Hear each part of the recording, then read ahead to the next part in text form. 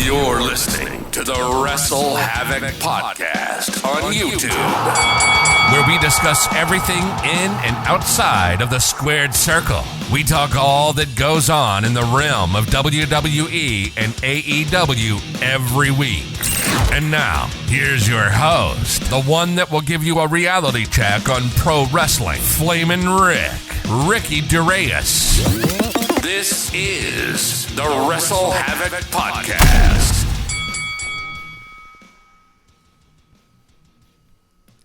What's up, everybody? It is Flamin' Ricky DeReyes right here on the Wrestle Havoc podcast, here to review AEW All Out 2023, coming to us from the United Center in Chicago, Illinois. AEW officially moves on from one CM Punk. Of course, if you guys do not know, which you guys should know already, CM Punk has been fired. CM Punk has been terminated from All Elite Wrestling. And if there's one thing that I can say about this show, is that this show was fucking amazing. Now, I've been very critical, and I still stand by all my criticism of the build to this show, because the build to any pay-per-view is just as important as the actual pay-per-view, even though you know with the actual pay-per-view, AEW is going to deliver 100% top-notch. They're going to deliver, if anything. But the build is just as important as the actual pay-per-view itself, because you, the consumer, has to get hyped up for this show. And I'm going to be brutally honest with all of you guys.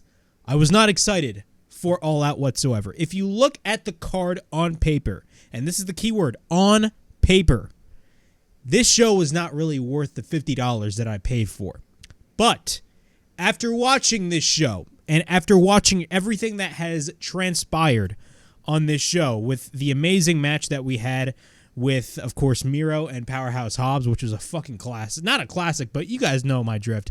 The crowd was just the fucking star of that whole match. Kenny Omega and Takeshita knocked it out of the frickin' park. Bryan Danielson and Ricky Starks in the strap match was unlike anything that I've ever seen. Probably one of the most violent matches all year, if you really think about it.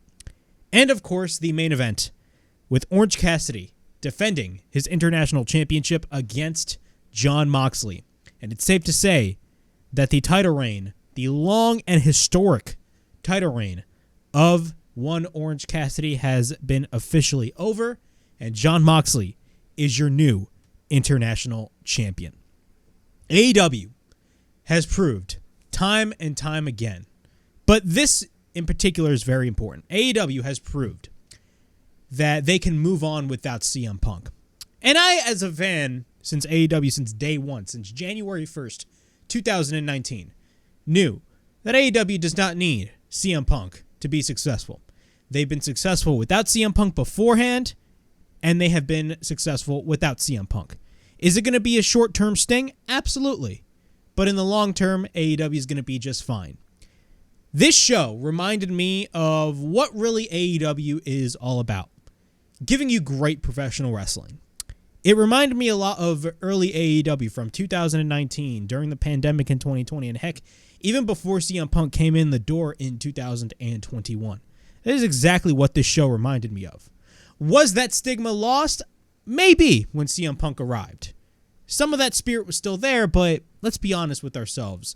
With all the drama overshadowing everything that has been going on creatively in AEW, that was a big problem. And it looks like AEW has officially moved on from CM Punk. And AEW is just going to focus on what they do best, and that is give you and give all of us great professional wrestling. And that is what this show, All Out, did. Now, if I were to compare this to WWE Payback, was All Out better than Payback? I'm going to be brutally honest. Yes, it was. I enjoyed this show thoroughly much better than I did Payback. Not to say Payback was a bad show. I thought Payback was great, but the main event was just not really that good in my opinion, and some of the matches on there were just kind of like, for me. Not to say the show was bad, though. I thought I thoroughly enjoyed the show, but in my opinion, it was one of the weaker WWE PLEs that we got this year. All Out, though, was fucking off the charts. Some people even went as far as to say that this show was possibly better than All In. I don't know about that for sure. If you think this show was better than All In, I cannot blame you. All In, though, is a show that, number one, is worth the $50 that you pay for because of the fact that the show is going to take place in a stadium and because of the fact that, the show has just a great spectacle around it. All Out, or All In, I should say, is their answer to WrestleMania. It is their biggest show of the year from now on. All Out is not that anymore. But I will say, All Out was fucking phenomenal. From top to bottom, bell to bell, the show was great. I enjoyed it thoroughly for what it was. Everything about the show is great. Now, another big question that we had was, how is the crowd in Chicago going to react? How are they going to react after the termination of CM Punk? Now, we do know, before Collision went on the air, Tony Khan actually went out on the stage, sat down in the chair, and basically for 10 to 15 minutes, explained all of his actions and why he terminated CM Punk. It takes balls for Tony Khan to do that type of stuff, and they were booing the shit out of Tony Khan. But you got to give Tony Khan respect for that. But on this particular show, All Out, which took place at the United Center in Chicago, the same venue that CM Punk made his debut in the first dance 2 years ago on Rampage, did they really hijack the show? The answer is simple.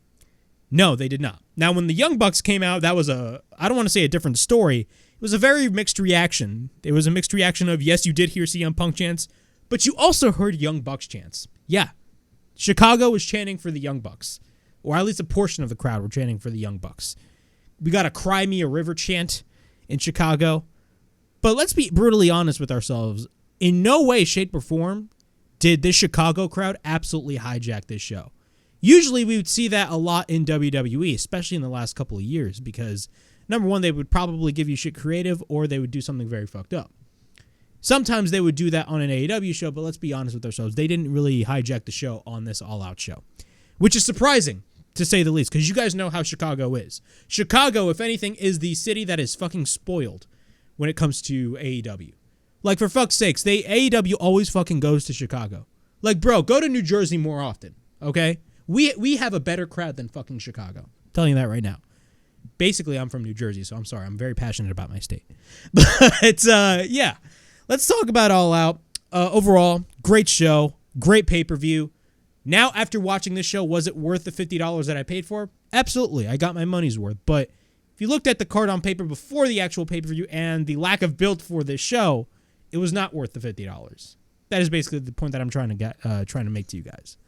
But before I get on with all this craziness regarding AEW All Out coming to us from the United Center in Chicago, please make sure to like and subscribe to the Wrestle Havoc podcast right here on YouTube, in which we discuss everything in and outside of the squared circle. Make sure to like and subscribe for more content. And, as the friggin' referee would say, ring that damn bell for more notifications. Of course, I am on social media. I'm on Instagram, Twitter, or X, whatever the hell you want to call it, and TikTok as well. If you guys haven't checked those out, the link will be in the description below. Of course, subscribe for more content right here on the YouTube channel, right here on the Wrestle Havoc podcast.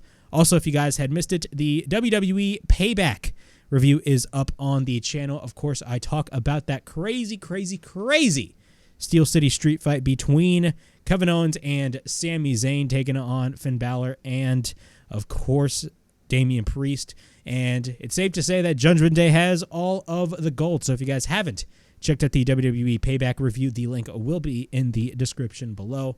Also, we had a Wrestle Havoc podcast extra of me talking about CM Punk officially being fired from All Elite Wrestling, and why this was probably the best decision that Tony Khan has made in the 4 to 5 years of him running AEW. So I talk about that and much more right here on the extra. I talk about CM Punk being officially terminated and fired from All Elite Wrestling.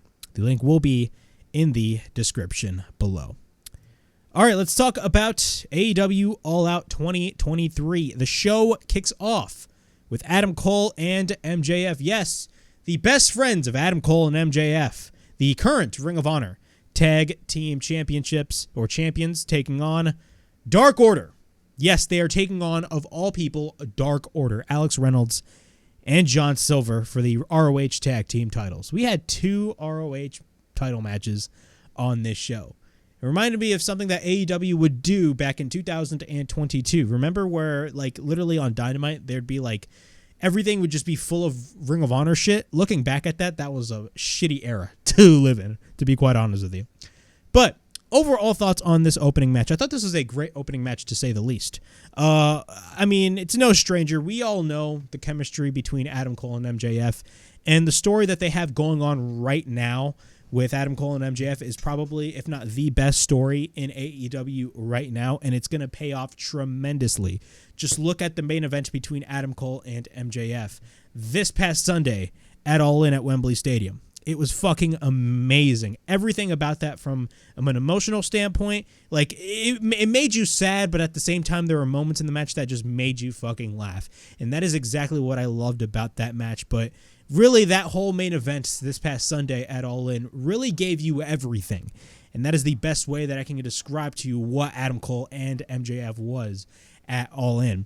But when it comes to this tag team match for the Ring of Honor Tag Team Championships, it sucks that MJF is not defending his AEW World Championship, but if you really think about it, he just defended his title a week prior, so it kind of wouldn't make any sense if you really think about it, but it is what it is.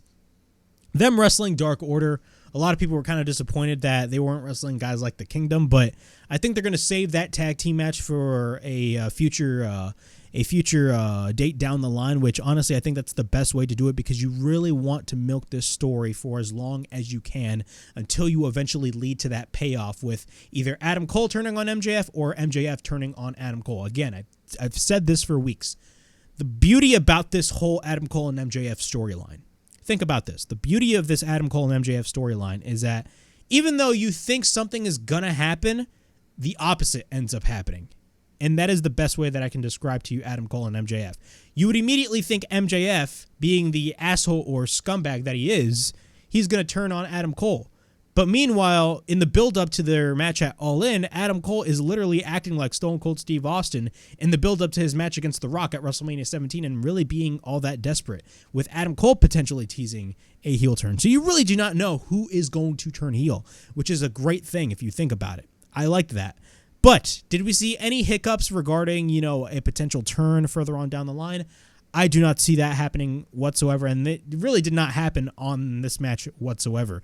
Adam Cole and MJF were 100% on the same page during this whole opening match. But let's go through the match. Cole and Silver starts. We get a double clothesline chant by the crowd in Chicago, followed by a kangaroo kick chant by the crowd in Chicago. Adam Cole goes for the pump kick. They set up the double clothesline on Silver, but Reynolds drags him to the outside. At this point, MJF is the legal man. MJF says Alex Reynolds, and he's literally screaming at the top of his lungs so everybody can hear it without a microphone. He says Alex Reynolds has a hand in training him, and he starts a sportsmanship chant. So he's like, sportsmanship. There's one thing that that MJF has been really consistent of throughout this whole fucking year is this whole sportsmanship thing. He's like, sportsmanship, and then he offers a goddamn handshake. He offers the handshake. Both Alex Reynolds and MJF shake hands, but what happens is MJF, being the quote-unquote scumbag that he is, because at the end of the day, he's our scumbag, he pokes the eye of Alex Reynolds. MJF then does the strut. He dances around, basically paying tribute to Rick Rude. After that, he trips Reynolds, and then he does the kangaroo pose. I swear to God, bro. They are getting over the stupidest shit possible, but it just works.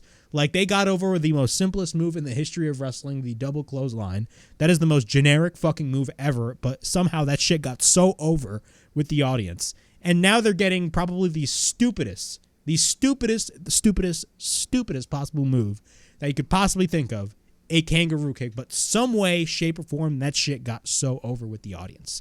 He does the kangaroo pose, setting up the kangaroo kick, of course, but then Silver is behind, taking out MJF.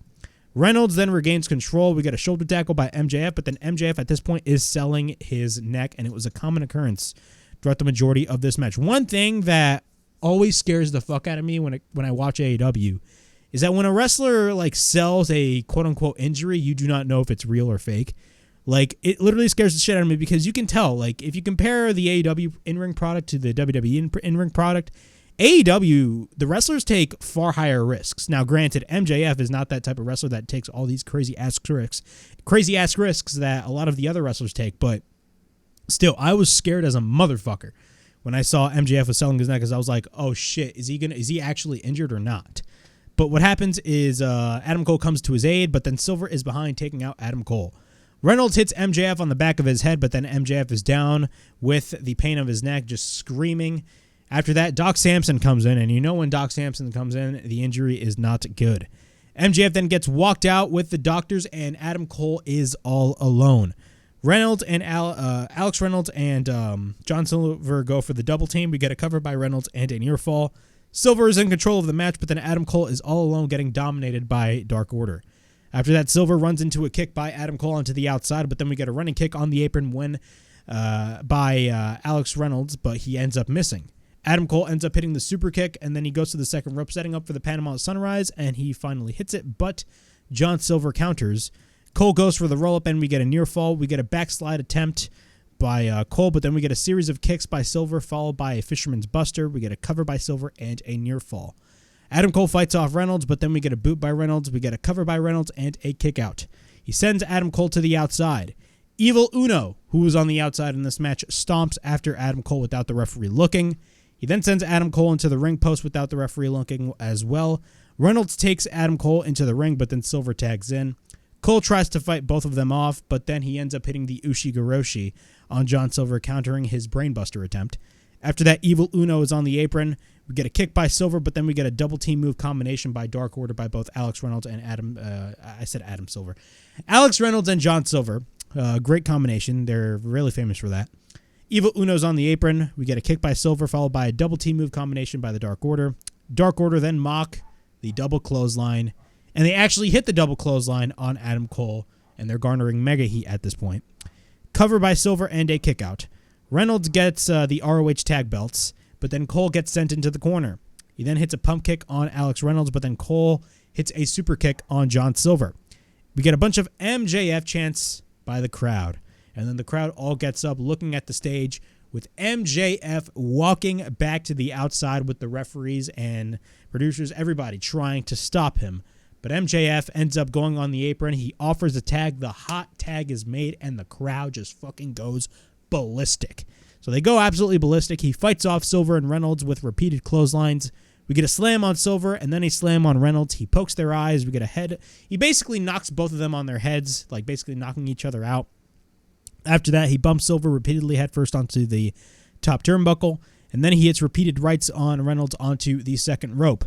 And then he bites the head of Alex Reynolds. Both members of Dark Order collide. MJF drops Reynolds on Silver, and then does the kangaroo pose. And of course, when he does the kangaroo pose, he ends up setting up the kangaroo kick. MJF is up on his feet after hitting the kangaroo kick with a big-ass pop. And then after that, they almost scream double clothesline, but Uno is on the apron.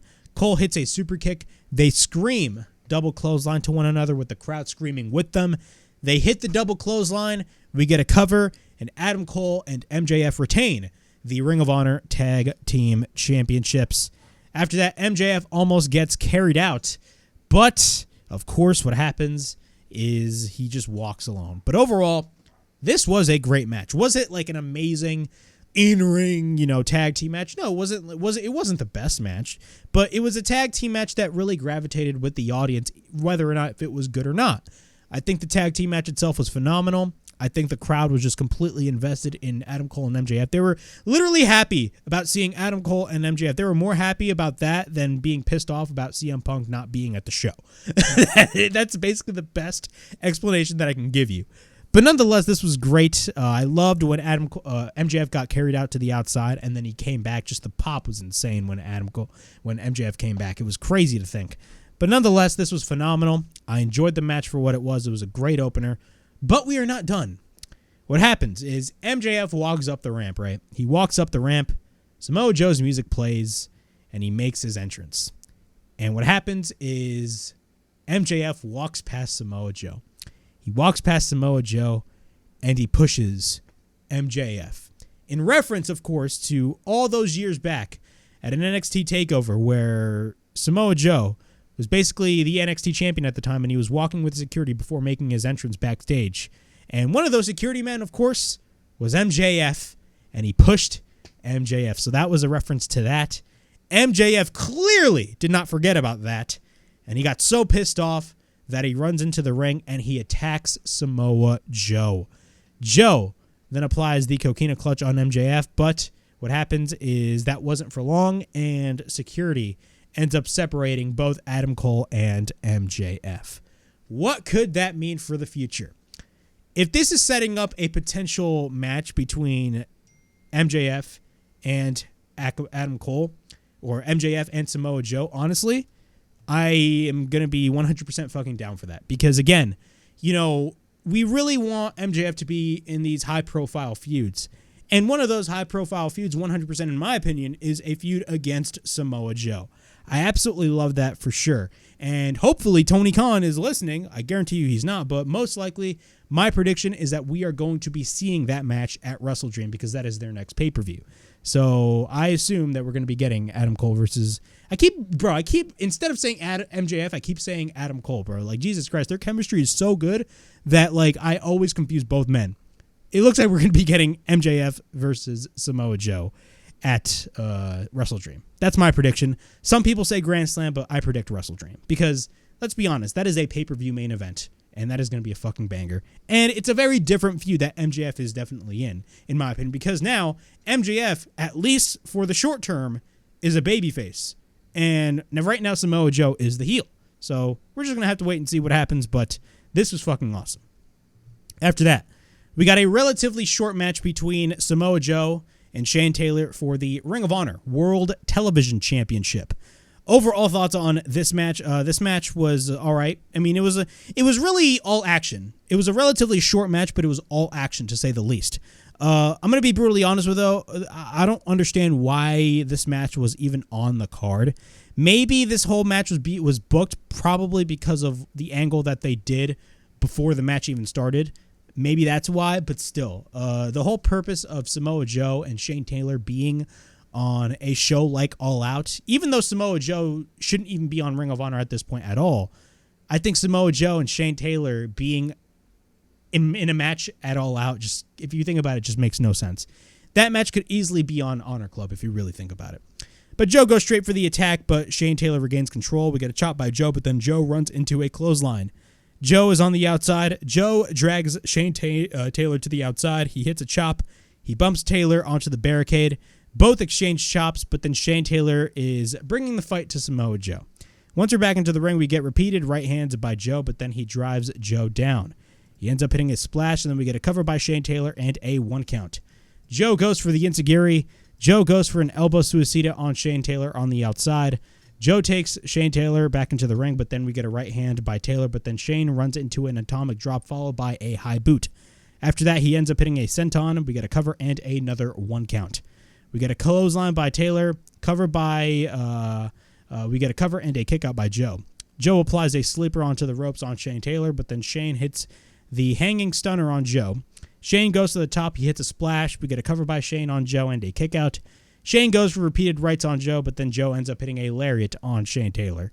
After that, we get a right hand by Joe, then by Shane Taylor.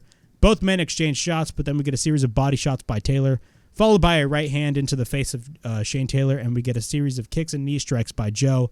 Joe applies the coquina clutch. Shane Taylor taps out, and Samoa Joe retains the Ring of Honor World Television Championship. Again, a match that did not need to be on this show, in my opinion.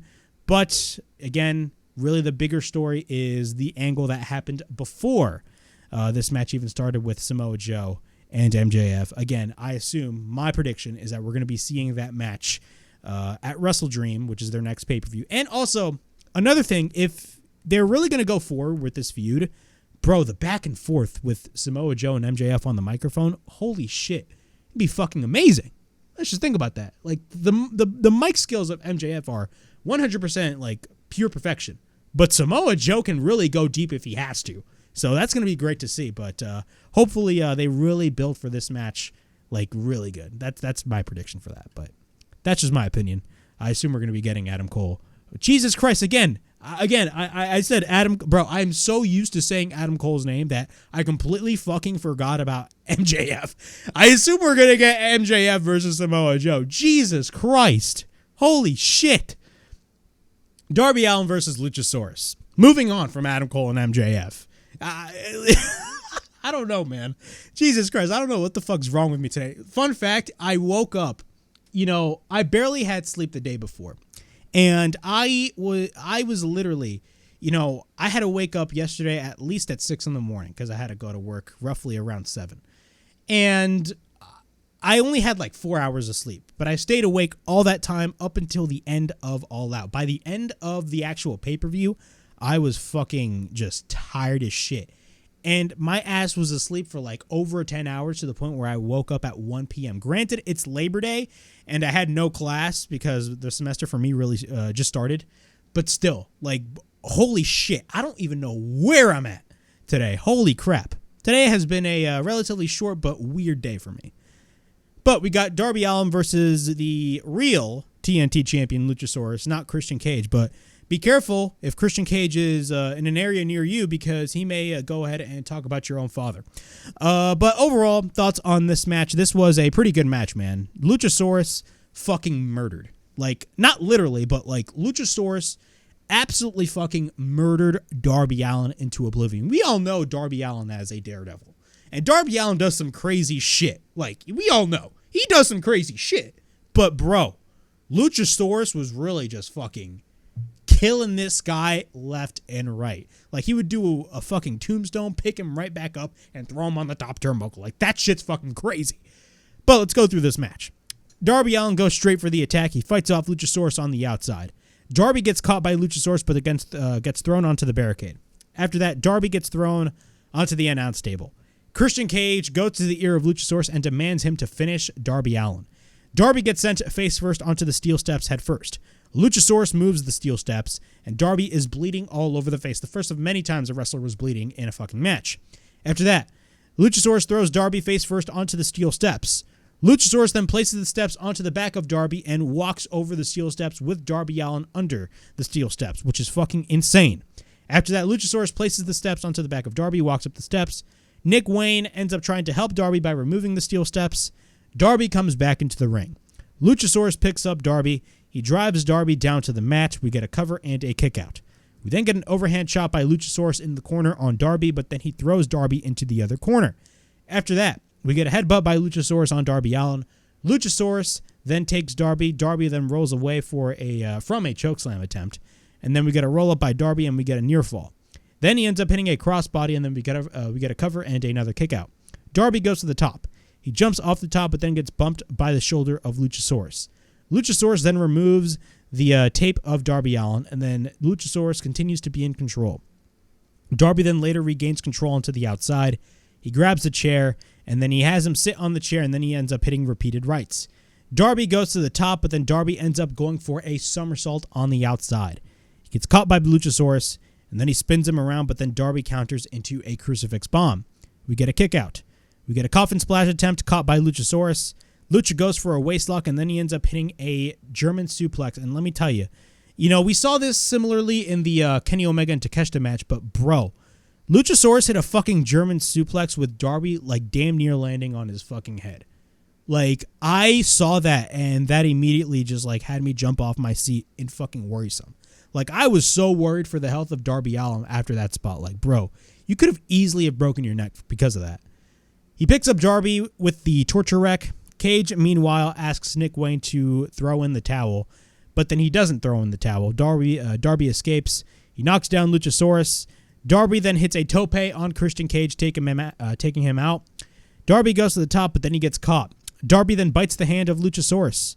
We then get a code red off the top by Darby Allin. We get a cover and a close ass near fall. After that, Darby goes to the top. Cage hits Wayne with a chair on his back. After that, Darby sees this. Cage is about to hit the concerto. But what happens is Luchasaurus comes in. Darby gets taken upside down. Luchasaurus goes and pulls an Undertaker and hits the Tombstone Pile Driver. After that, he hits a second Tombstone Pile Driver and then throws Darby face first on the top turnbuckle. Then hits a lariat onto the back of the neck of Darby. And after the match, of course, we get a cover and Luchasaurus retains the TNT Championship. And what happens is after the match, Cage sets up the concerto with Nick Wayne forced to watch Darby Allin get hit with the concerto. But after that, the locker room comes out for the save. And the match and the aftermath of the match is all over. Overall, this was a crazy fucking match. With Luchasaurus retaining the TNT Championship, honestly, It is not, I know a lot of people wanted Darby Allin to win, but you have to understand that what Christian Cage is doing right now, even though he is not the actual TNT champion, but actually holding the TNT championship, Christian Cage is doing some of the best work of his whole fucking career. If anything, this is the best thing that Christian Cage has been doing ever since joining AEW 2 years ago. Like, this is fucking phenomenal. I am loving everything that Christian Cage is doing. Like, this guy is literally becoming the meme of all memes. Now when someone's father passes away, somebody on the internet is going to fucking put a photo of Christian Cage smiling.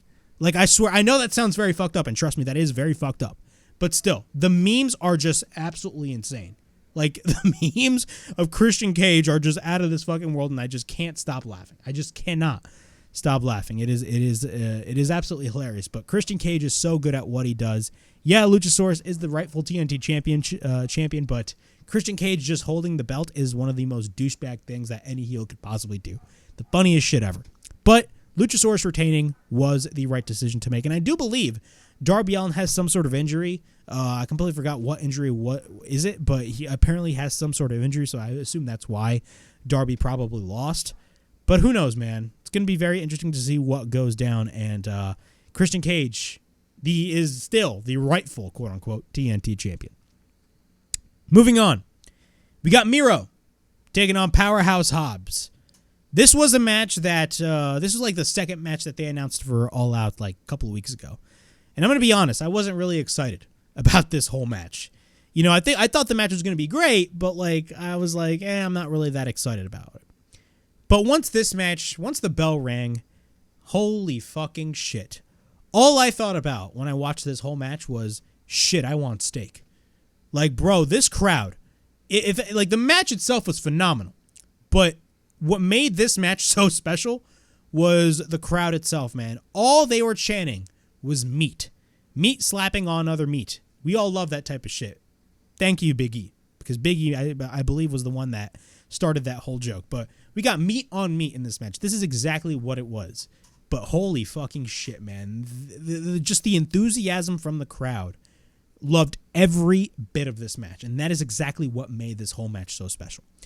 But let's move on with the match. Let's start talking about the match spot after spot. Both immediately, go for the collar and elbow tie up twice. Miro pushes Hobbs off. We get repeated right hands by Miro, but then we get repeated stomps by Miro. Miro goes for repeated clotheslines with Hobbs no selling.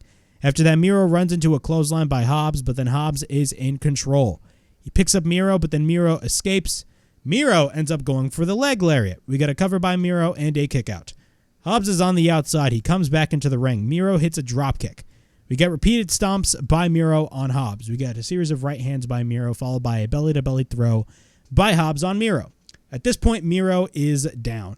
Hobbs then drives the knee on Miro. Hobbs then throws Miro across the ring with a suplex. We get a series of rights and lefts by Miro. After that, Miro ends up going for a cannonball senton on the outside on Hobbs. He sends Hobbs onto the steel steps. Miro then drives him down on the apron. Miro then drives Hobbs onto the barricade. After that, we get a chop by Miro. Then he sends Hobbs back into the ring. He slaps. We get a bunch of slap that meat chants by the crowd, which is hilarious. We get a series of body blocks or shoulder blocks, whatever you want to call it, by Powerhouse Hobbs. We get a cover and a near fall. Hobbs applies the side headlock, but then Miro tries to escape. Miro then finally breaks free. Both men exchange shots. We get a splash by Hobbs and then by Miro and then by Hobbs. And then, of course, we get meat chants by the crowd. This, again, all this crowd was thinking about was fucking meat. Both no-sell each other's lariat. Miro is getting fired up. He hits a clothesline, almost taking him down, but then we get repeated clotheslines by Hobbs. And this was fucking crazy. Then Miro goes for the final clothesline, which the crowd, after hitting that clothesline, just went on their fucking feet. After that, he takes Hobbs to the apron. Miro goes for he basically pulls a Sheamus and goes for the 10 beats. After that, Miro picks up Hobbs, but Hobbs drops Miro down to the mat. Hobbs is on the top, but then Miro goes to the top. Miro goes for a superplex. After that, both men are down. Everybody in the crowd gets up on their feet. Miro hits a kick, misses the second kick. Hobbs with the power slam. We get a cover by Hobbs and a kick out. We get a meat forever chant by the crowd. Again, This crowd at the United Center in Chicago, all they gave a fuck about was fucking meat. Both exchange clotheslines. Miro then hits a lariat. We get a kick by Miro taking him down. We get a cover by Miro and a kick out. Miro then once again riles up the crowd. He sets up the game over, but then he ends up applying the camel clutch. And you would think that this match would be over. No, this match is not over. Hobbs tries to get up, and he finally gets himself back up. He drives Miro into the corner. We get a holy meat chant. Instead of holy shit, it's holy meat. We get a holy meat chant. You gotta love this fucking crowd. Miro is at the top landing with a spine buster. After that, we get a cover and a close ass 3 count. After that, Hobbs goes for the stomp onto the back of Miro. He goes for the game over. Miro gets up. Miro goes for the spine buster, doing Hobbs' own move. We get the game over by Miro. He applies the camel clutch. Hobbs taps out, and Miro wins, beating Powerhouse Hobbs in an amazing encounter. After that, both men are up, and you would think both men were going to have some sportsmanship, like MJF would say. But what happens is both men actually shake hands. Miro walks, kind of in a way questions Hobbs' motives, even when he walks off, but he still walks off. But Hobbs, being the asshole that he is, of course, because he's a heel and that's what heels do, he attacks him from behind. He hits repeated right hands on Miro, and he wraps his hands around his throat. And then all of a sudden, this music plays, and we have no idea who the fuck this person's music is. But we found out a woman is walking out, and it ends up being CJ Perry. Yes, Lana in the WWE. CJ Perry. She comes out, and the crowd just goes absolutely crazy. Of course, it was his beautiful wife that Miro has been talking about throughout his tenure in AEW. He grabs a chair, and what happens is after grabbing the chair, she ends up hitting Hobbs on the back.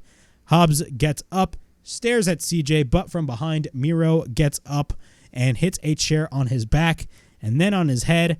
And after that, Hobbs is down with both CJ Perry, his real-life wife, staring at Miro. And Miro has been really doubting throughout these past couple of months, and really the past year, about his wife. I believe he called his wife a double-jointed wife at one point. He stares at his wife. Him and his wife stare at one another. Miro leaves, basically screaming, "You are not real." So this is going to be an ongoing story that we're going to be very interested in AEW. I'm genuinely excited.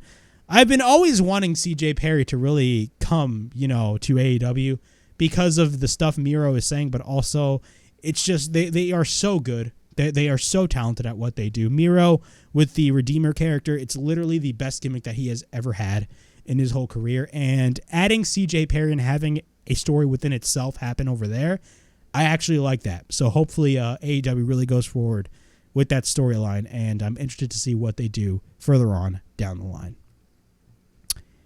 One of the weaker matches, unfortunately, even though I like both women, throughout the entirety of this whole card, was Chris Statlander versus Ruby Soho for the TBS Championship. Now, I'm not going to sit here and say this match was trash, because it wasn't, but I've been very, very, very critical about the direction of the women's division in AEW, and especially the direction of the Outcasts.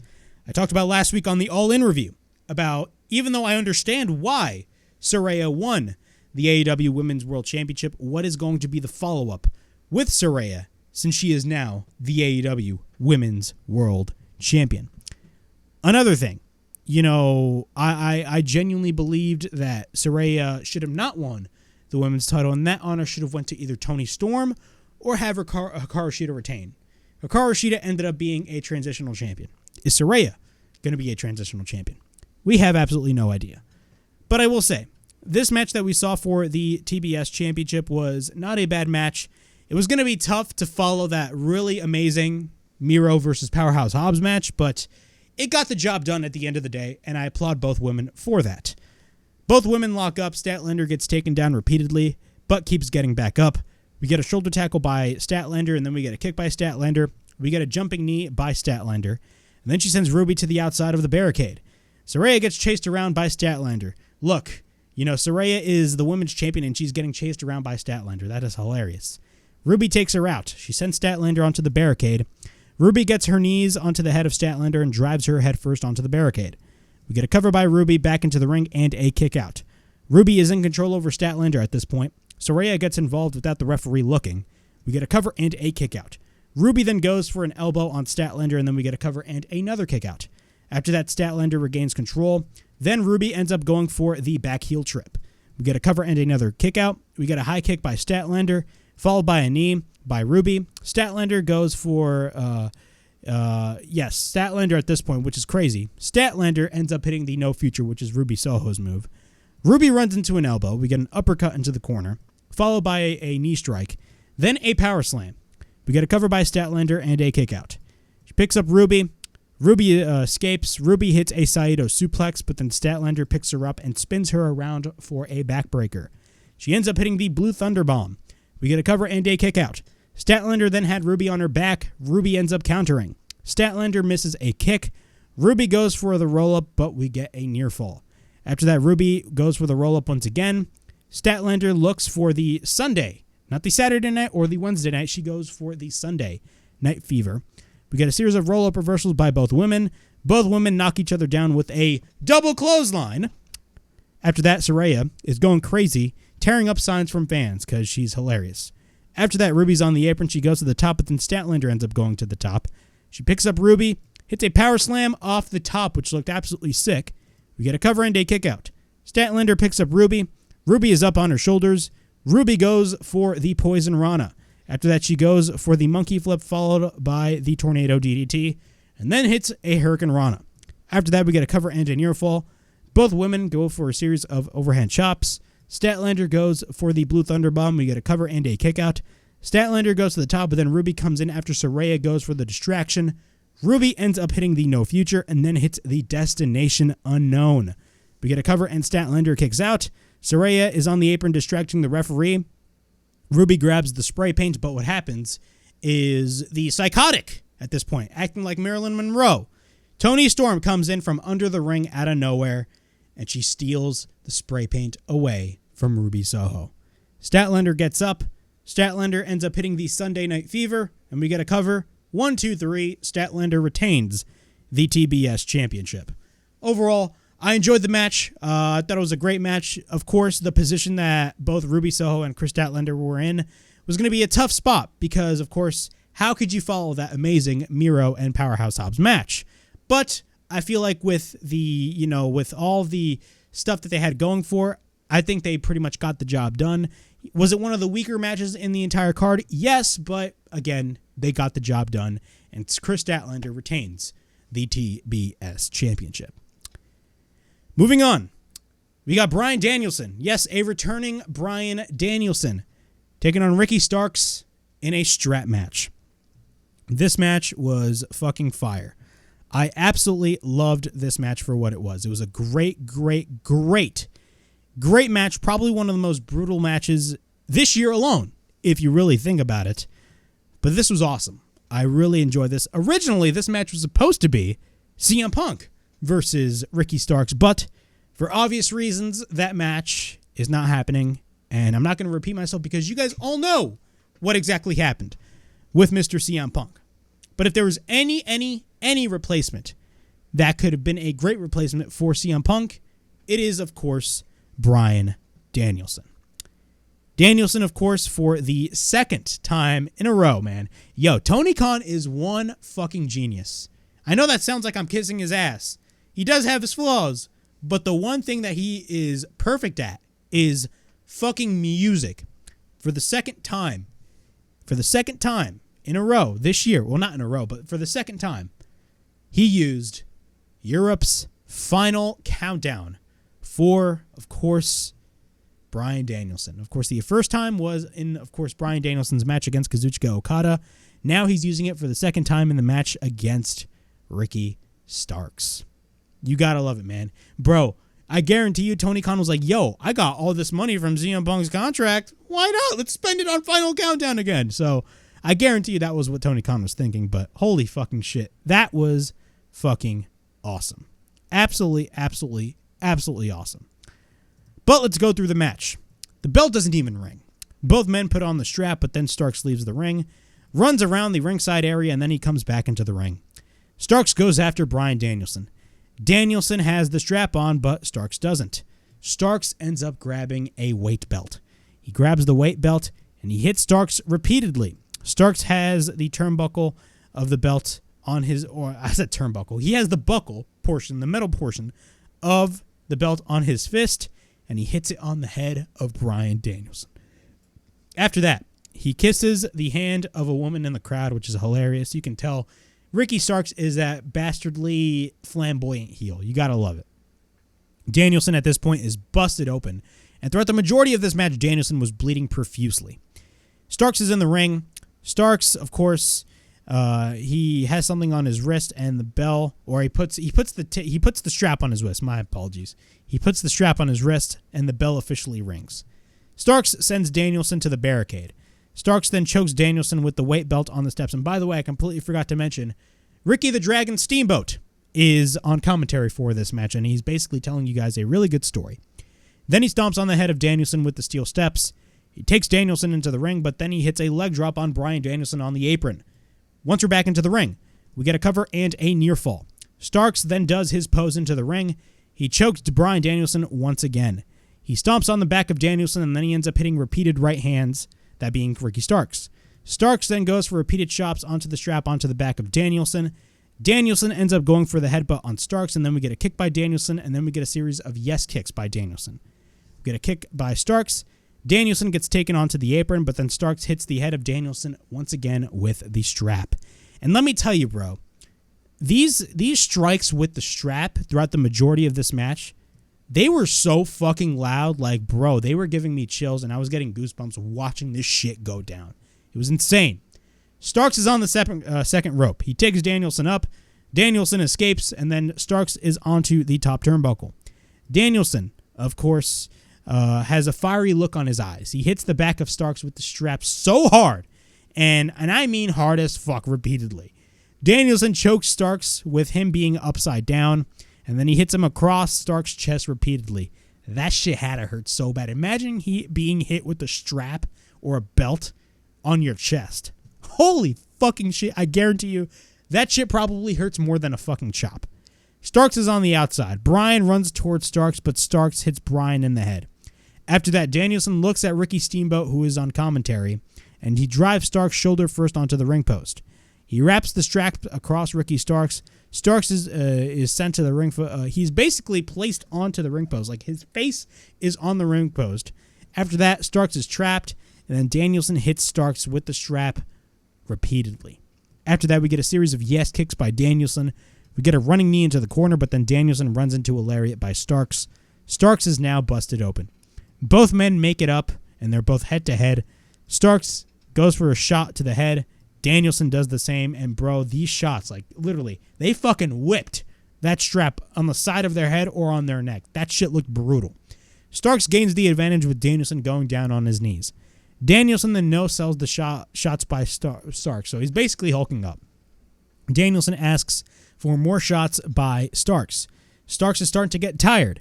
Danielson goes for repeated strikes and hits on Starks. We get a series of yes kicks by Danielson. He kicks it and hits the strap on Starks. The crowd gets up on their feet, but Big Bill enters the fray. Once Big Bill enters the fray, he hits repeated right hands, but it's no DQ, so he can do whatever he wants.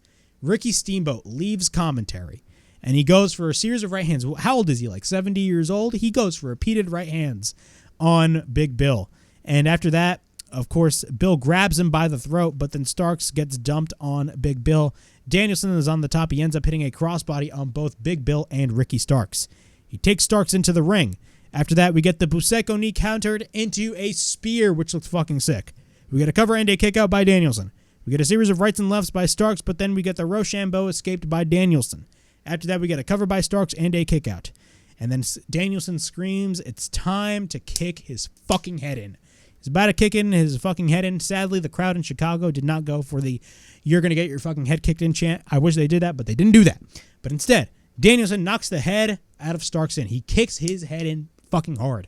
After that, he goes for repeated kicks, and then Danielson applies the label lock on Ricky Starks. He goes for repeated kicks. Danielson applies the label lock. After that, Starks almost escapes, but then Danielson wraps the strap around Starks, chokes the living shit out of Ricky Starks. Starks is out. He fades. Danielson wins the match. Holy fucking shit. This match was off the charts. Absolutely brutal, to say the least. Even if Ricky Starks lost, and I tweeted this out right after the match was over, even though Ricky Starks lost, he still looked very strong in this match. You cannot deny that. You can't deny Ricky Starks is a fucking superstar in the making. He really is. He was supposed to wrestle CM Punk, but instead of obvious circumstances that went down, of course, Ricky Starks ended up wrestling Bryan Danielson, one of the best wrestlers in the world. And Ricky Starks, even though Bryan Danielson looked like a fucking superstar in this match, which he already is a superstar, but he looked 10 times more the superstar than he already is in this match. Ricky Starks, you can't deny, looked fucking amazing. I don't know how long his contract is left with AEW, but bro, Tony, re-sign and give all the money that you want to Ricky Starks, because Ricky Starks can easily carry your company as either a top babyface or a top heel. I loved the way that Ricky Starks has been handled on Collision throughout the past couple of months, and this match is basically the culmination of all of that, and there's still plenty more that we can explore with the character of Ricky Starks. Bryan Danielson looked fucking amazing. I loved the involvement of Ricky Steamboat as well. He was on commentary throughout the whole match, but this shit was fucking phenomenal. Everything about this match was great and possibly and easily the best match on the entire card. Hats off to both Bryan Danielson and, of course, Ricky Starks. Moving on, we got Eddie Kingston and Katsuyori Shibata taking on Claudio Castagnoli and Wheeler Yuta. I'm not going to go through spot by spot in this match because I'm actually running out of time. But nonetheless, this was actually a pretty good match, of course. Basically, of course, this is a whole stemming from the chemistry that Eddie Kingston and Claudio Castagnoli have. They fucking hate one another. That is the big story right over here. But Claudio comes in and attacks Shibata. Shibata does the same thing with a running dropkick in the corner. We got a butterfly suplex by Shibata. Shibata then applies the Juji Gatami, and then he transitions into the triangle. Claudio powers him up, and then he drives him down, which looked absolutely insane. Later on, Shibata goes for the spinning back kick fist to follow, basically knocking the shit out of Wheeler Yuta. Shibata goes for a submission, and then Claudio goes for a chop on Shibata. Shibata later applies the ankle lock. We get an uppercut by Claudio taking down Shibata, but then he has the submission applied on Yuta, wrenching his knee. After that, Kingston goes for a chop. Yuta comes back. Kingston goes for the DDT. We get a lariat into the corner. We get a series of chops by Kingston, followed by an exploder. He sets up the Hurricane, which is basically his spinning back fist. But Claudio enters the fray. Shibata catches Yuta, but then we get a series of back elbows by Yuta. He then goes for the pump kick. After that, he follows up with a Saito suplex, or I should say Kingston follows up with a Saito suplex. We get a cover into near fall when Claudio makes the save. Both Claudio and Shibata exchange shots. We then get a right hand by Shibata knocking down Claudio. Shibata then gets sent to the barricade, and then he hits an uppercut. Yuta goes for a German, and then he gets Kingston up. Kingston with the Enziguri. We get a German into a bridge by Yuta and a near fall. Yuta goes for repeated elbow strikes, but then both men go for a series of exchanges. Claudio comes in. Both men slap the shit out of one another. We get a lariat by Claudio, and we get a cover into near fall. Claudio goes for repeated elbows, ends up hitting the neutralizer. We get a cover by Claudio and a kickout. Claudio picks up Kingston. Kingston escapes, ends up hitting the Hurricane. After that, he hits the Northern Light Bomb. After that, we get a cover, and Yuta breaks it up. Shibata then ducks to right and applies a choke on Yuta. Eddie Kingston hits the Hurricane on Yuta. We get an uppercut by Claudio, but Kingston knocked down, or Claudio knocks down Kingston, and we get a cover. And we get a shocking pinfall victory with Claudio Castagnoli getting the pin. And Claudio and Wheeler Yuta shockingly beat Katsuyori Shibata and Eddie Kingston. So this feud between Eddie Kingston and Claudio Castagnoli is not over. I assume, I was really complaining at the fact that we were not going to get the Eddie Kingston and Claudio Castagnoli match for the Ring of Honor World title on this show. But I assume we're probably going to be saving that moment for Grand Slam, considering the fact that, if you think about it, that is the city where Eddie Kingston, of course, is going to get his moment and then win the Ring of Honor World Championship. That is exactly what I see happening, but we're going to have to wait and see what goes down. But nonetheless, this was a pretty good match. Moving on. We got 3 matches left on this show. My ass thought we had 2 matches left, but no, we got the tag team match. Takeshita versus Omega, and of course the main event with Jon Moxley and Orange Cassidy. So we got 3 matches left on this show. But nonetheless, in our next match, we got Kenny Omega taking on Konosuke Takeshita, man. You knew as soon as they announced this match was going to be fucking brutal and phenomenal. And some people were even going to say that this is going to be a 5-star match. This match was fucking amazing. I loved every second about this match. Takeshita looked like $1 million fucking bucks. Kenny brought the fight to Takeshita, as you would expect. And the strikes that Takeshita, especially Takeshita, man. I mean, we could all say Kenny hit some big-ass strikes on this match. But, bro, the strikes of Takeshita were hard as a motherfucker, as we saw on this show, or on this match. Takeshita gets the win over Kenny Omega. He pins him clean dead center in the ring. Honestly, I cannot complain about that. I cannot whatsoever complain about Takeshita getting the win over Kenny Omega. Because if you think about it, Takeshita is being booked like $1 million bucks.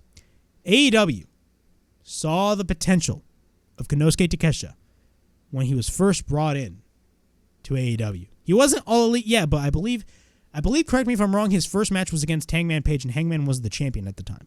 He brought the fight to Hangman Page, and then he later on became All Elite. I believe it was the day before Full Gear last year. I'm not sure. But he brought the fight to Konosuke Takeshita, and Konosuke Takeshita looked fucking phenomenal in this match. We get a side headlock applied by Takeshita. Takeshita drops down Kenny. Kenny gets up. He pushes Takeshita. We get a kick by Kenny. And then we get a boot by Kenny. Kenny runs into a high drop kick by Takeshita. Then after that, Takeshita goes for a backdrop driver landing on his fucking head. First, we had the Tiger Driver 98 spot by Will Ospreay on Kenny Omega at Forbidden Door. And then Takeshita goes for a backdrop driver with Kenny Omega landing on his head again. Like, holy fucking shit. Jesus Christ. He sends Kenny into the barricade. And then Takeshita goes for a running boot. Takeshita picks up Kenny. Kenny escapes. Kenny picks him up. We get the you can't escape on the floor, but then Kenny goes to the top of the barricade. He hits a moonsault. Kenny takes Takeshita back into the ring. We get a springboard dropkick onto the knee of Takeshita. We get the Kotoro Crusher by Kenny, and then we get a kick to the midsection of Takeshita. And then he ducks Takeshita down. We get a cover by Kenny and a near fall. Omega applies the Indian Deathlock on Konosuke Takeshita. Omega then slaps Takeshita. Both men just slap the shit out of one another at this point. We get repeated rights by Omega. After that, after the repeated rights, he takes Takeshita and gouges the eyes of Omega. After that, Takeshita runs through Kenny. Takeshita runs into a boot. Kenny goes for the Hurricane Rana attempt, but then Takeshita holds on, and he ends up slingshotting Kenny nose first onto the turnbuckle. And there was a close-up shot at this, bro. Like, there was a close-up shot at this. Like, the way he catapulted Kenny on the turnbuckle, like, Kenny landed, like, legitimately, and I'm not lying when I say this, Kenny landed nose first, front and center on the turnbuckle. If that is not painful, I do not know what the fuck is. That shit was brutal as hell. After that, he sends Kenny into the ring. We get a running boot by Takeshita. He hits the Blue Thunder Bomb. We get a cover by Takeshita and a near fall. Takeshita goes to the top. He hits a senton. We get a cover by Takeshita and a near fall. We get a chop by Omega and a second chop and then the third. We get a right elbow strike knocking down Omega by Takeshita. And we all know Takeshita is crazy with his fucking elbow. Don't believe me? Ask Tomohiro Ishii. He fucking got knocked out from that elbow. He hits a high senton. But then Kenny gets his knees up with Takeshita landing on the back of his head. Jesus Christ, everybody left and right is landing on their fucking head. After that, both men get up. Omega is in control. We get a right hand by Takeshita, but then Takeshita missed the jumping knee. Takeshita rolls to the outside, but then Omega goes for the somersault. After that, he takes Takeshita into the ring. Omega goes to the top, and then we get a drop kick by Omega on Takeshita. Omega goes for the Snapdragon, but Takeshita immediately gets up. You don't believe me the way that they're booking Takeshita strong? Just look at that fucking shit. He immediately gets up. Second Snapdragon suplex. Takeshita is down. We get a back elbow by Takeshita. After that, we get a knee to the back of Takeshita after that. Omega goes for the Poison Rana. We get a cover and a kick out. Then after that, of course, Omega misses the V-trigger. We got a German suplex countered with Kenny landing on his feet. We got a German by Kenny, but Takeshita lands on his feet. Both knock each other down. Kenny goes for a knee strike, but then after that, Takeshita goes for a furious, and I mean a furious, lariat. That was a crazy-ass lariat. After that, both men get up. Takeshita picks up Omega. Omega escapes, hits a powerbomb. Takeshita gets up. We get a knee by Omega, and we get a cover and a near fall. Omega goes for the V-trigger. He picks up Takeshita. Takeshita counters. Takeshita takes him down. We get a cover and a kick out. Takeshita goes for the deadlift German into a bridge. Takeshita is famous for this shit. After that, we get a cover and a near fall. We get a German attempt by Takeshita once again. Omega goes for the back elbow. After that, Takeshita drops on one knee, but then we get a series of rights and lefts. After that, we get a chop by Omega. Takeshita goes for repeated right hands. We get a rolling elbow countered by Kenny, but then Kenny goes to the back and hits a leg lariat. He goes for it was a backwards leg lariat he hit. After that, Kenny goes for the knee onto the back of Takeshita into the corner. He takes Takeshita up on its shoulders, but then Takeshita instead goes to the top.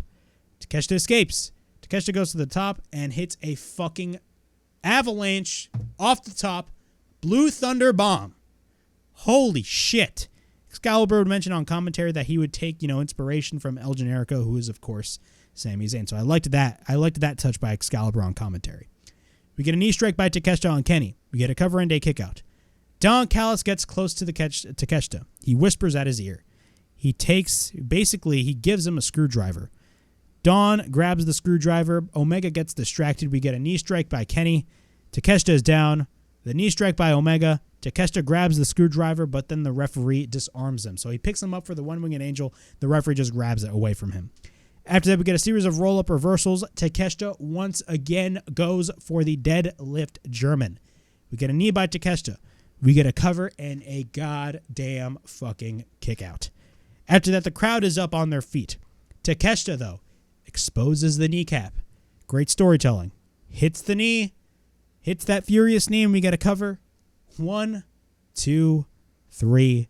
Takeshita pins Kenny Omega. Clean, dead center in the ring. Holy shit.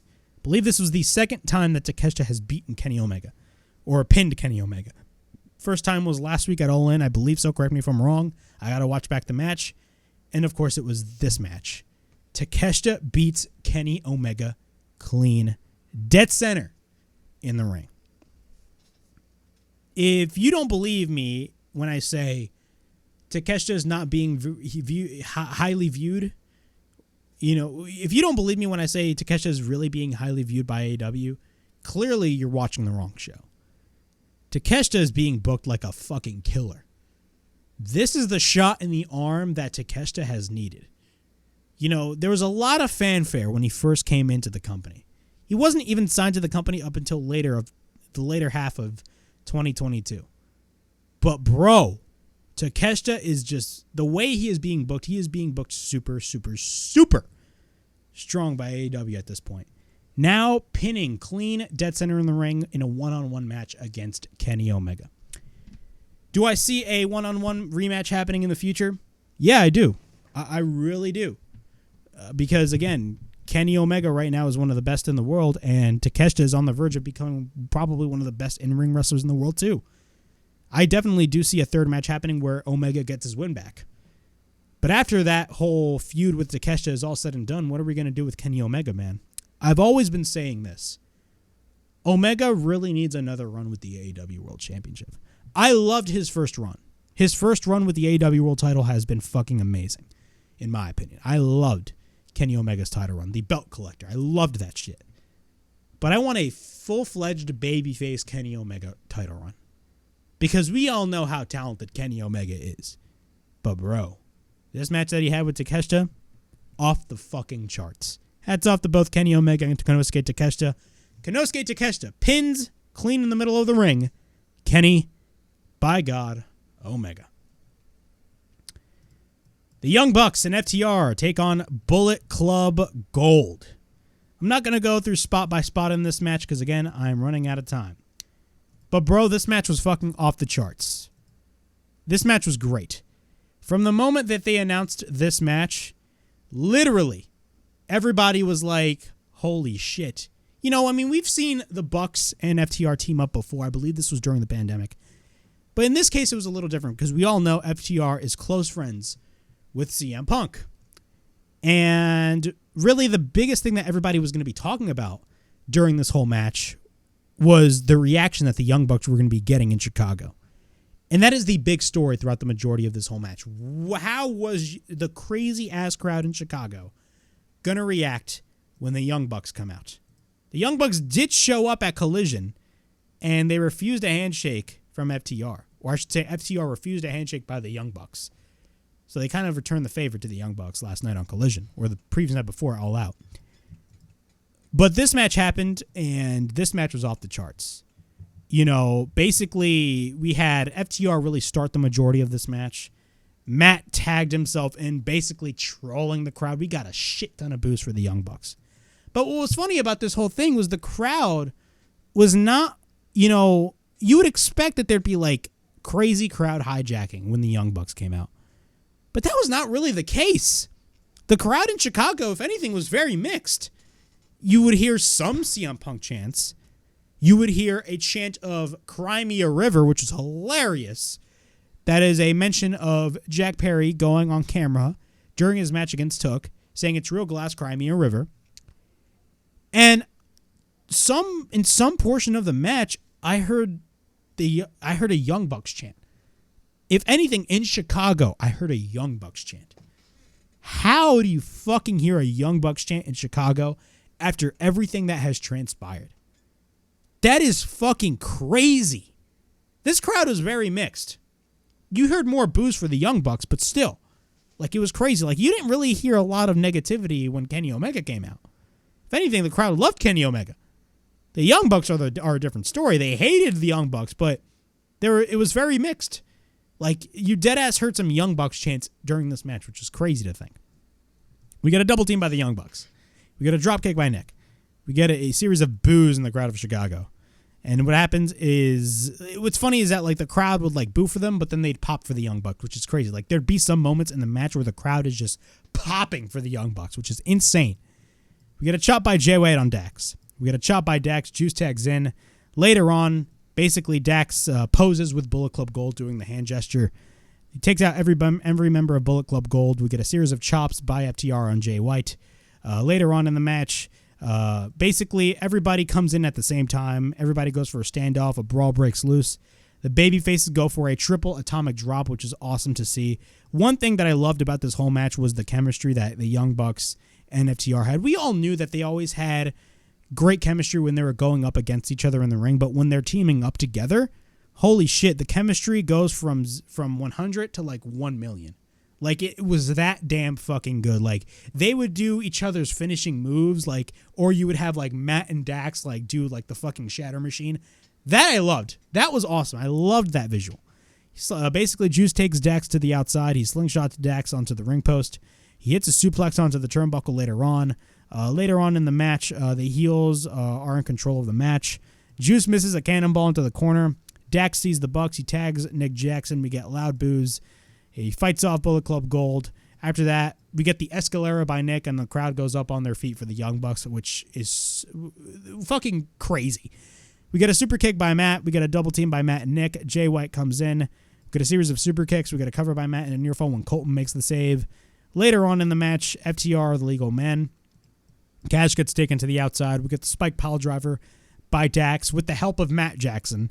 Later on, Dax takes Austin, hits a superplex. We get a splash by Cash. Matt goes for an elbow. We get a 450 by Nick, followed by a quadruple. Usually when FTR hit the powerplex, it's only Dax and Cash, but in this case, it was a quadruple powerplex. Basically, Dax was in one corner, Matt was in the other corner, Cash was in the other corner, and Nick was in the other corner. And we get a cover by Dax and a near fall when Juice drags Dax to the outside. We get a kick by Nick on Juice. Nick gets sent to the post, but then Matt is on the top. We get a crossbody by Colton on Matt. We get a roll-up by Austin, but then both Colton and Dax hit the double clothesline. Jesus Christ, everybody's doing the goddamn double clothesline. Cash comes in. The Juice interferes the Shatter Machine, but then Dax escapes the Blade Runner. Back and forth. Shatter Machine by Dax and Nick Jackson. After that, Matt goes for the super kick. Nick goes for the Escalera Senton on the outside, taking out Juice. Matt takes Jay for the BTE trigger. Yes, Matt and Dax go for the BTE trigger. We get a cover into near fall when Colton makes the save. Colton gets dumped onto the outside. Colton then goes for the Famouser.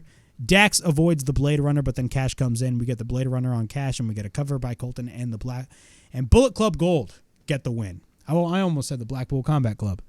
But we get the Blade Runner on Cash out of nowhere, and we get a cover, and the Bullet Club Gold get the win.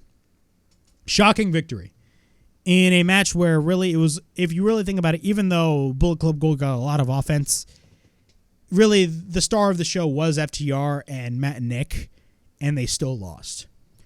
What could that mean in the future? Could we be seeing another match between the two? Who knows? Some people were even saying the Young Bucks could possibly turn heel. Is that the shot in the arm that really the Young Bucks need? I have no idea. I wouldn't be against it, but I don't know. Should FTR turn heel? No. I think they're fucking mega baby faces. But still, this match was off the charts. Again, the crowd was really the real story with this whole match. And honestly, this was off the fucking charts. I loved this match. Again, the chemistry between FTR and the Young Bucks was off the charts. Again, they have great chemistry when they're against each other, but when they're teaming together, that is where they thrive. And it was clearly shown in this match. But that was that. Bullet Club Gold gets the victory. Moving on. We got our main event. We got Orange Cassidy taking on Jon Moxley for the International Championship. This is the main event of All Out. A very weird main event, but this was a statement main event. Everything about Orange Cassidy and Jon Moxley was fucking perfect. This will probably go down as one of the best matches in AEW of the year. Probably in all of wrestling. This match was off the fucking charts. I say this all the time. You know, ever since AEW started, people were constantly shitting on Orange Cassidy. Then once Revolution 2020 happened and Cassidy had his match against Pac, people were starting to recognize that, hey, Orange Cassidy can actually wrestle. And even though Cassidy would prove time and time again that he could easily wrestle, he would have a great match with Chris Jericho. He would have great matches with a lot of other wrestlers. Even though Cassidy would prove time and time again that he could, work in the ring, people would still doubt him. People would still doubt him based off of his gimmick. And what's funny is that there is hypocrisy on that mindset. Because these are the same people that are clamoring for characters and story. Meanwhile, Orange Cassidy is a character and they don't like that character, which is the funniest shit ever, but it's hypocrisy at its finest. I've been a fan of Orange Cassidy since the first time that I saw him. The first time that I saw him was the very first AEW show, Double or Nothing 2019, where he showed up in the over-budget Battle Royal, or the Casino Battle Royal, whatever you want to call it. He just had me laugh my ass off all the time to the point where I just wanted to do those kicks all the time. Fast forward, Orange Cassidy is on a monster run as the international champion, right? And we always asked ourselves, who could possibly beat Orange Cassidy for that international championship? Could it be a guy like Roosh? Could it be a guy like Jay White? Could it be a guy like Konosuke Takeshita? It ended up being Jon Moxley. Jon Moxley was the guy that beat Orange Cassidy for the international championship. But this match, what this match proved was that even though he's been proven, he proved a lot of the doubters wrong time and time again, Orange Cassidy, after this match, solidified himself and told everybody, motherfucker, I am a main eventer. Even if he lost, he told everybody, I am a fucking main eventer. Deal with it. He basically proved everybody wrong once again, but he finally shut everybody up. Even the doubters to this day, he still shut everybody up. He shut all of those doubters up, and he solidified him as not only a main eventer, but one of the most important aspects in AEW. And I wouldn't be surprised if he got a mega push after that, because Orange Cassidy fucking deserves his flowers. He really does. Usually a gimmick like this would just be a comedy gimmick in the WWE. But in AEW, yeah, he can be comedy. But once that bell rings, He's fucking all business. And he showed that in that match against Jon Moxley. So we're going to go through this match. Orange puts his hands in his pockets. Moxley, of course, takes him out immediately. We get repeated chops by Moxley. We get repeated right hands. We get a series of kicks by Orange Cassidy. We get a back elbow by Cassidy, followed by a drop kick. Orange punch countered. We get a suplex by Mox, but then Orange sells his neck. We then get a second suplex by Mox, but then we get a series of chops by Moxley. Orange bumps the head of Moxley onto the turnbuckle, but then Moxley counters and stomps onto the head of Orange. Then he throws Orange, but then he counters with the Stunt Dog Millionaire. He then goes for the Tope Suicida. Moxley later on counters the DDT by throwing Orange Cassidy down. After that, Moxley goes for repeated stomps once again. After that, Moxley sends Orange to the ring post. Moxley is in the ring. At this point, Orange is busted open. Moxley takes Orange Cassidy to the top of the announce table. He ends up hitting repeated rights, and then he drives his elbow on Orange. He then bites the head. After that, Moxley goes back into the ring. Orange comes back. Moxley hits the pile driver into the ring. We get a cover by Moxley and a near fall. Moxley then chokes Cassidy with the wrist tape. He bites the head of Cassidy. Moxley continues to be in control over Orange Cassidy, but then Cassidy is just bleeding like crazy. So after he is bleeding like crazy, right, we get repeated strikes onto the head of Cassidy. Orange fights back on Moxley. Moxley basically mocks Orange Cassidy by putting his hands in his pockets. He no-sells right hands. He takes Orange to the top rope. After that, we get a chop by Moxley on Orange. We get repeated headbutts by Moxley, but then Moxley, of course, tries to fight back. Orange ends up scratching the back of Jon Moxley. We get a right hand by Orange. After that, we get a diving DDT by Cassidy, followed by a tornado DDT. Orange gets up. Moxley gets up. Orange punch missed. We get a right hand, right jabs, followed by an elbow by Moxley. Orange tries to pick up Mox for the beach break. Moxley escapes. Orange goes for the PK, which is basically Katsuyori Shibata's move. Orange punch by Orange Cassidy. We get a cover into near fall. Orange tries to go for the beach break, but then Moxley reverses. Mox tries to go for the Gotch-style pile driver. We get a cover, but Cassidy ends up going for the crucifix pin, but we get a near fall. Mox applies the bulldog choke, but then we get the roll-up. After that, Moxley reverses into the body scissors. Moxley then transitions into the Juji Gatame. After that, he transitions back into the label lock. He went for the bulldog choke, body scissors, Juji Gatame, and the bulldog choke. Or the label lock, my apologies. Great transitions by Moxley. Like, everybody views Jon Moxley as a brawler, but in ring, like, technically, he's that fucking good. He's that, like, technically gifted. After that, Cassidy is almost fading. Cassidy makes it to the ropes. Moxley breaks the submission. Orange rolls to the outside. Moxley exposes the mat on the floor. Moxley does the signal, right? And he picks up Cassidy, and Cassidy picks up Moxley, and Cassidy ends up hitting the beach break on Moxley on the concrete floor. Fucking brutal. We get a running dropkick onto the head of Moxley onto the steel steps. Orange goes back into the ring. Moxley comes back at the count of 9. Both men are in the ring. We get the orange punch by Cassidy. Moxley gets up. Second orange punch. Moxley is down on one knee. Orange sets up the third, but then he gets caught into a cutter by Moxley. Moxley takes Cassidy, but then Orange counters into the orange punch. After that, he spears Moxley. We get a cover by Cassidy and a fucking kick out. After that, Orange puts his hands in his pockets. Orange puts his hands in his pockets, and you would think he would just do the casual kicks just to joke around, but no. He first does those casual kicks, and every time when he does one of those kicks, a kick gets harder and harder and harder and harder and harder, basically showing to everybody that Orange Cassidy is all fucking business in this match against Jon Moxley because he knows Jon Moxley is a fucking killer.